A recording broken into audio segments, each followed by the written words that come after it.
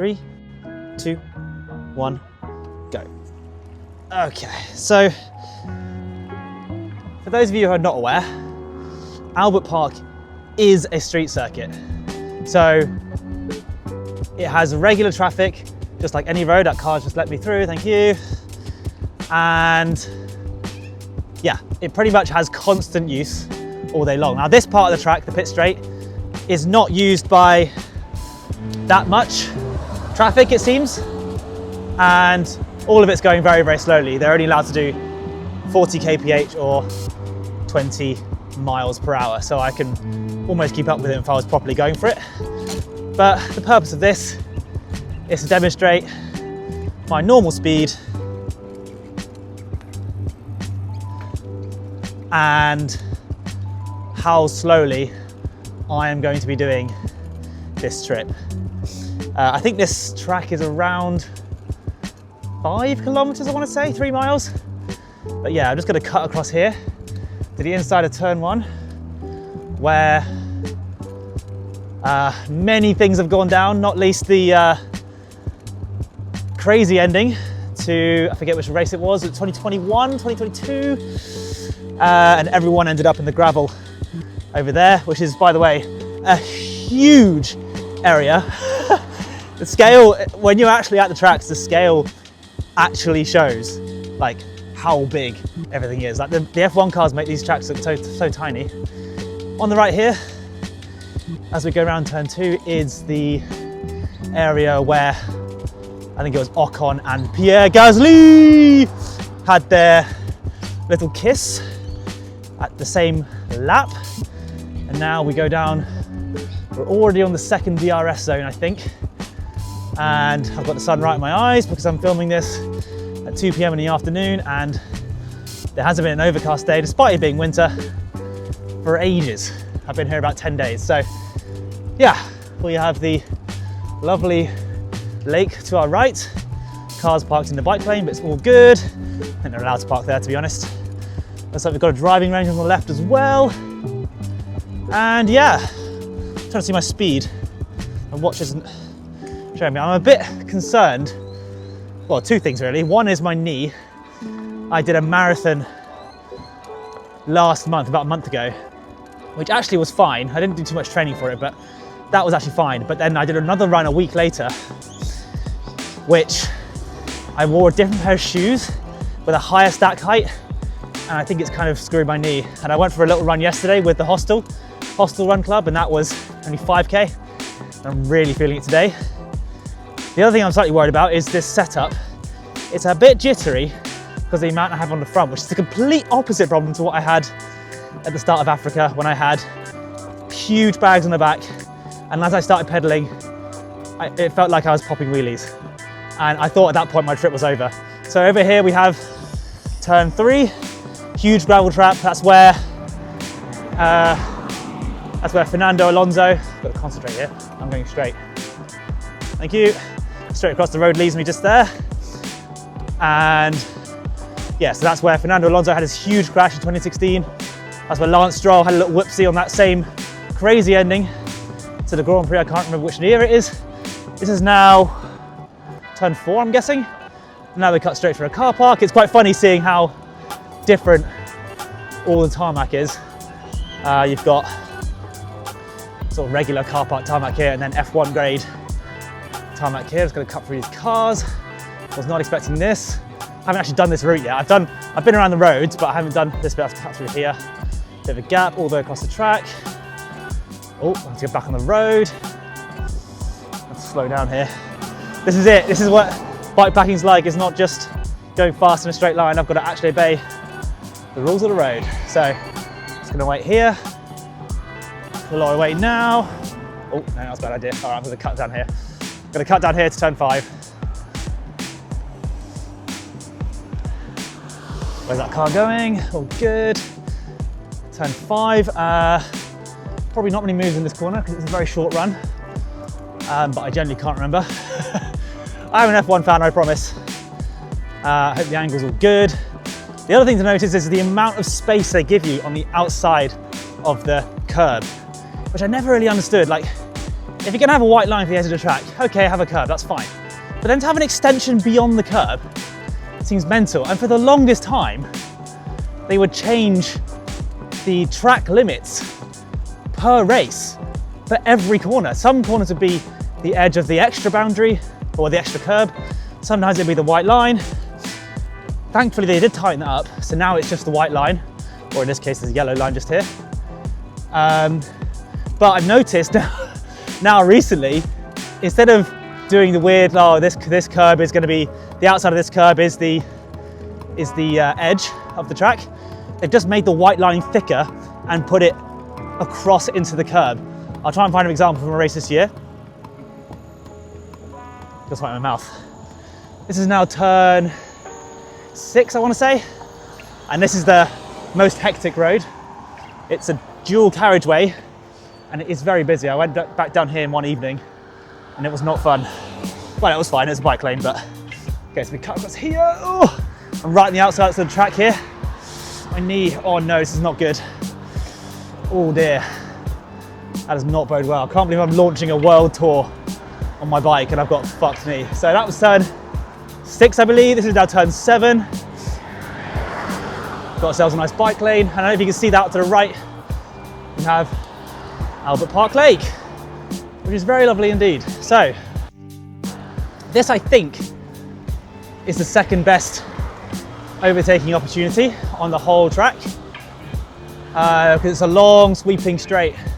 I think this is technically turn 8 here. Maybe it's back there. But yeah, we're now going into the wind, so I'm working a bit harder. And wind is, as bike packers will know, can make or break a day. With wind behind you on a tailwind, you can do literally so far. You can do 150 kilometers, even with a fully loaded bike. You can go so far, but with a headwind, much worse than this one, you'd be lucky to do 60 or even 40. And you may as well just stay in your tent all day and give it a crack the following day if it's going to be better weather. Because you'll expend all the energy to do barely any distance at all. Now, it is quite good to keep moving in general. You will make progress, but if it kills you, it's just better to rest. Ah, this is lovely on the right here. Wow. So this must be turn 8. There's a fake runoff here. I'm pretty sure this is all just barriered up because it's a high-speed section of the track. And as you can see, we've now gone down to single carriageway. Hope you can hear me okay. Sun behind me, so you probably can't see me. Yeah, so been going a few minutes already. Don't know how long. Can't see my watch. And now I've got stuff in my eye. But yeah, this is the fun part about bikepacking. You just don't know what's around the next corner. Or unless it's F1, in which case you do the same thing over and over again, so you do know exactly what's coming around the next corner to the millimetre. But yeah, God, I really hope you can hear me. It's such a waste of time if you can't. And my camera's going a bit lopsided. But yeah, so for those of you who don't know, I made videos on YouTube of my university experience, and I mainly did it just for fun back in the day. Started in 2016, and I stopped making them around 2021. I just left university and I had pretty crappy mental health. I didn't actually finish my degree. And since then I've worked various retail and hospitality jobs. And then last year, 2023, I did Mount Kilimanjaro with some friends. And then I went back to Africa that December to start bikepacking with Rob and Flo, who documented their entire series from Cairo to Cape Town, and they are releasing videos late. So then on YouTube they're still in Ethiopia, I think. Whereas obviously they finished with me in Cape Town over a year ago now. So that was an amazing trip. And I was throughout that trip thinking, hey, how can I do another trip like this which ups the ante and gives people a new, I don't know, gets a new audience into this amazing way of traveling. And inspired by Race Across the World with its checkpoints, I thought, what's something that I like, which has could resemble checkpoints, which could also be a world tour. And then it hit me. I'm a massive F1 fan, have been for over 10 years now. And I thought, well, why not do Albert Park to Interlagos, the traditional race calendar, and then go around the world. Alrighty, this is now, I think the curb, I'm just gonna come out to the curb here. The curb's in the middle of the road here, which is quite fun.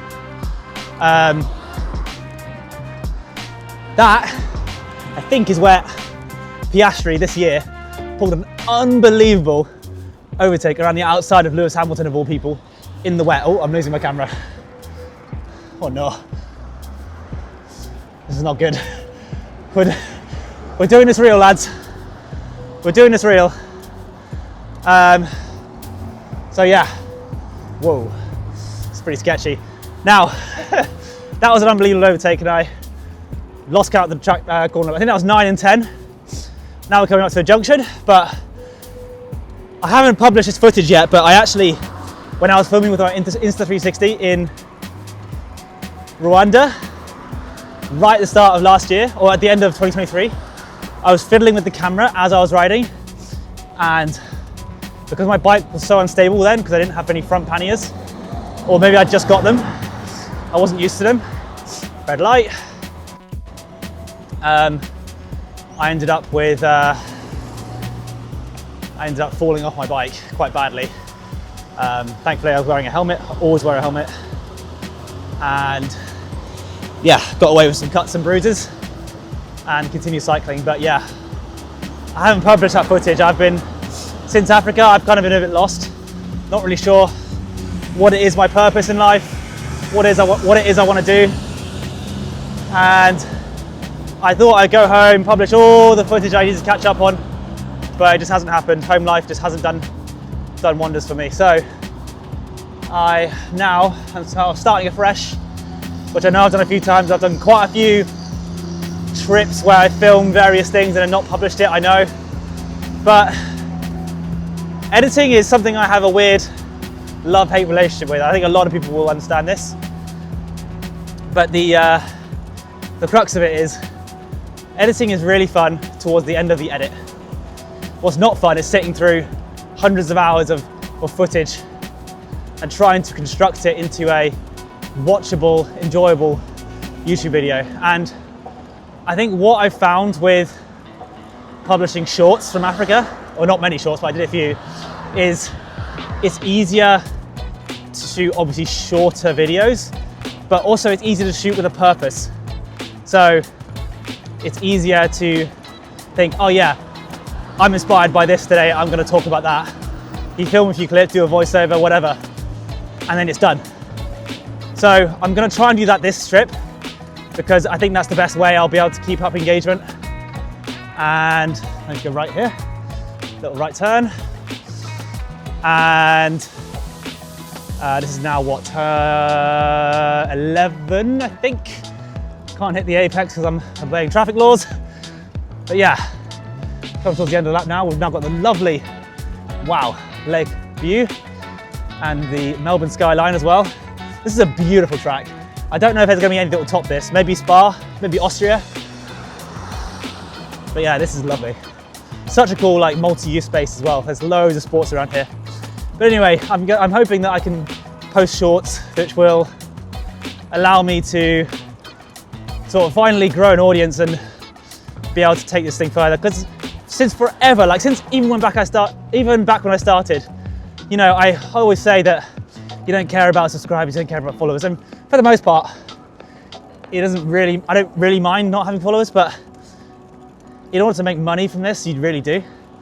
So I'm going to ask you right now, if you're still watching, and maybe you're already subscribed if you're still watching, because I don't think many people get this far, but if you are watching, I would appreciate your subscribe, because I would love to turn this into a full-time gig, because I want to work for myself, and I've definitely found it hard working for other people when I give my 100,000,010%, burn up all my energy, and then I have nothing left for myself. So I'd love to work for myself. Now I've completely missed that last corner. That would have been turn 9, 10, 11, 12.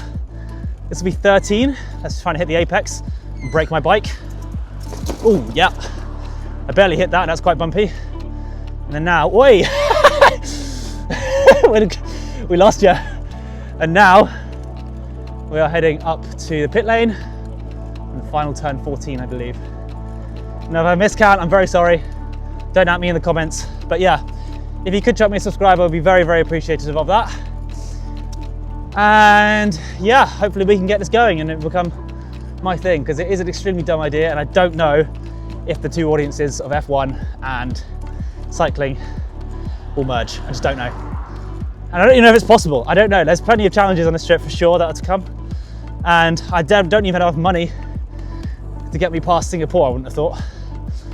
So I've got that to work out too, which is also why I need some traction. So yeah, all right, we're nearly there. Back on the pit straight. See, it's like 4 basketball courts there. Like, what F1 circuit has that? Crazy.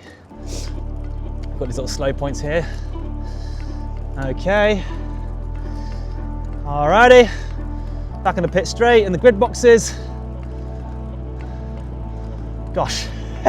Tell you, these straights feel very long when you're on a bike. Come on. Come on, we got this. We got this. All right. This is where I find I wasn't recording, imagine. Please. Please give it to me. Okay, approaching the line now. 3, 2, 1, and stop. Right, let's just cruise. Yeah, 5.3K. I can't see the time. 16 minutes. 16-minute lap. Damn. Damn, that's slow. Bearing in mind, F1 cars do it in the race, I think around 120 or maybe 119 is the lap record. That's pretty slow. So if you want to follow along this journey, I would love you to be here. Like I said, I'm going to do mainly shorts, but there will be Q&As and various special videos filmed just on my YouTube channel. So let's restart this thing and see if we can make it work. So yeah, thank you for watching. Hope I wasn't rambling too much. Hope I filled you in for the people who have followed me for a long time. I've filled you in a bit. And yeah, we'll catch you in the next one. Cheers, bye-bye. Woo! Not a YouTube video. Now I've got to edit it. Oh, there's gonna be a lot of editing as well. 2 cameras, 2 POVs. But I'm not gonna cut it down too much. I'm gonna try and keep a lot of the waffle in because, yeah. Okay, stop waffling, Liam.